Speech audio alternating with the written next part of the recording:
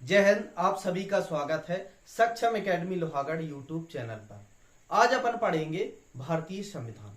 तो भारतीय संविधान की बात की जाए तो संविधान सभा की प्रथम बैठक 9 दिसंबर 1946 को होती है। कब होती है? 9 दिसंबर 1946 को होती है। और संविधान सभा के अस्थायी अध्यक्ष डॉक्टर सच्चिदानंद सिन्हा को चुना जाता है। किसे चुना जाता है?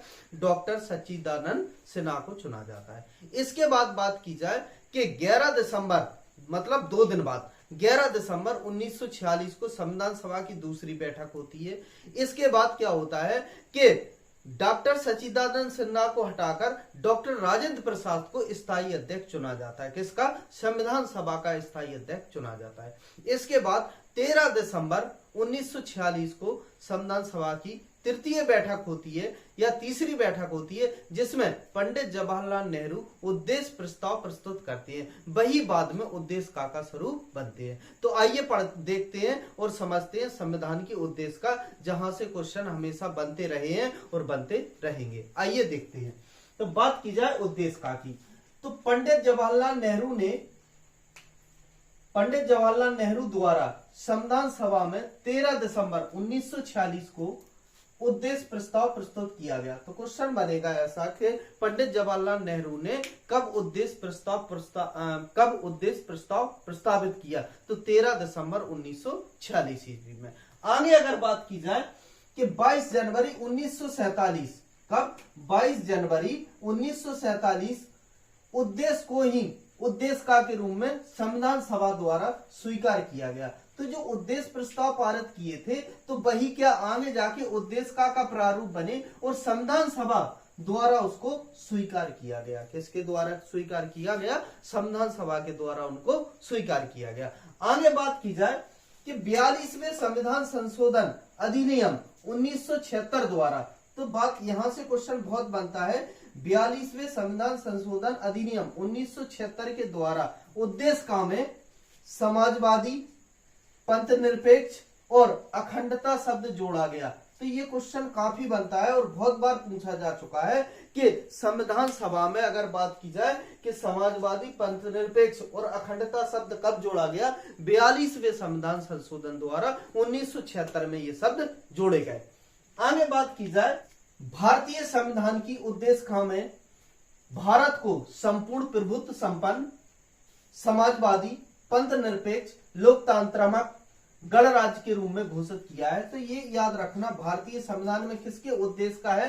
तो संपूर्ण प्रभुत्व संपन्न, इसके बाद समाजवादी शब्द, पंथ निरपेक्ष, लोकतंत्रात्मक गणराज्य के रूप में घोषित किया है। तो इनके बारे में यहाँ पे घोषित किया गया। संविधान की उद्देश्य का अपने नागरिकों को 3 प्रकार के न्याय प्रदान करती है। कितने प्रकार के न्याय प्रदान करती है? 3 प्रकार के न्याय प्रदान करती है, जिसमें आपका सामाजिक, इसके बाद आपका आर्थिक एवं राजनीतिक सुनिश्चित कराती है। उद्देश्य का की, तो उद्देश्य का संविधान के विविध निर्वचन में सहायक है। किसमें है? निर्वचन में सहायक है। सर अल्लादी कृष्ण स्वामी अय्यर कहते हैं कि उद्देश्य का हमारे सपनों और विचारों का प्रतिनिधित्व करती है। तो ये स्टेटमेंट याद रखना आपने। कि आगे बात की जाए के.एम. मुंशी, तो के.एम. मुंशी क्या कहते हैं कि उद्देश्य का हमारे प्रभुत्व संपन्न, लोकतंत्रात्मक गणराज्य की जन्म कुंडली है। तो इन्होंने इनको क्या उद्देश्य का को गणतंत्रात्मक गणराज्य की क्या बताया? कुंडली बताया। किसने बताया? के.एम. मुंशी ने बताया।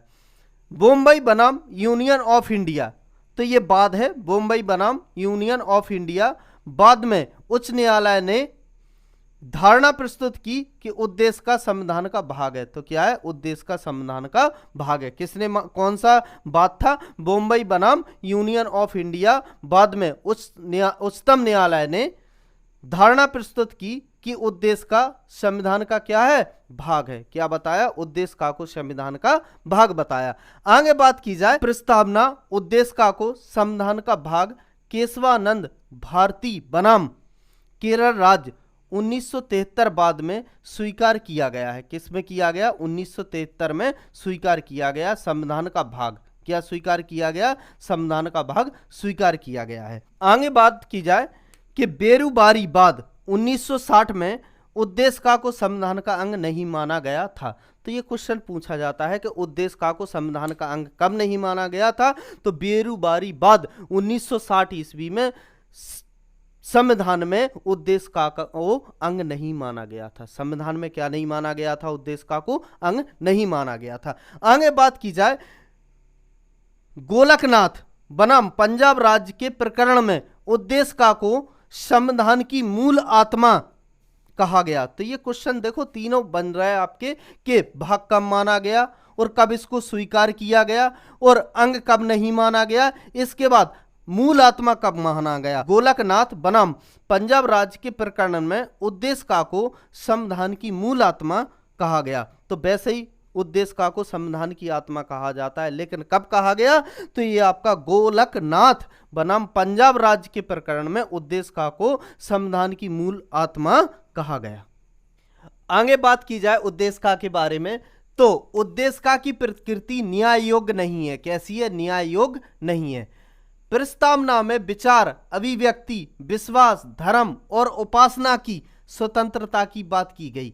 तो यहाँ पे प्रस्तावना या उद्देश्य का में किस किस की बात की गई? तो यहाँ से आपका क्वेश्चन पूछा जाएगा कि प्रस्तावना में विचार, अभिव्यक्ति, विश्वास, धर्म और उपासना की स्वतंत्रता की बात की गई है। आगे बात की जाए इसमें मतलब उद्देश्य का में प्रतिष्ठा और अवसर की समानता उल्लिखित है। क्या है?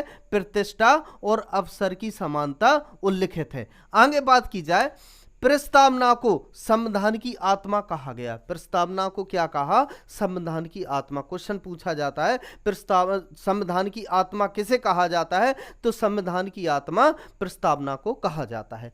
आगे बात की जाए बी आर अम्बेडकर की बात की जाए, जो प्रारूप समिति थी उसके अध्यक्ष थे और बी आर अम्बेडकर के द्वारा ही क्या संविधान का निर्माण किया गया। संविधान का निर्माण में 2 साल 11 माह 18 दिन का समय लगा। आगे बात की जाए कि एक क्वेश्चन और पूछा जाता है कि संविधान सभा के सलाहकार कौन थे? तो बी एन राव संविधान सभा के सलाहकार थे। कौन थे? बी एन राव संविधान सभा के सलाहकार थे। आगे बात की जाए कि बी आर अम्बेडकर ने संविधान उपचारों के अधिकारों को संविधान की आत्मा और हृदय माना है। तो डॉक्टर भीमराव अम्बेडकर के अनुसार संवैधानिक जो उपचार हैं के अधिकारों को संविधान की आत्मा और हृदय माना है।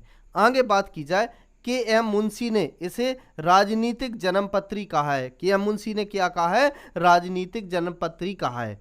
आगे बात की जाए, सुभाष कश्यप ने कहा कि संविधान शरीर है तो प्रस्तावना उसकी आत्मा, प्रस्तावना आधारशिला है तो संविधान उस पर खड़ी अट्टालिका है। तो ये आपकी प्रस्तावना थी और यहीं से क्वेश्चन बनते हैं, पूछे जाते हैं। कोशिश की गई आपको एक एक पॉइंट कवर करके पढ़ाया गया है कि आपका जो अभी हाल ही में पैट का पेपर होना है और यूपी पुलिस, यूपीएसआई या अदर कोई एग्जाम हो, इससे प्रस्तावना से कोशिश की गई कि बाहर कोई क्वेश्चन नहीं जाएगा। जय हिंद।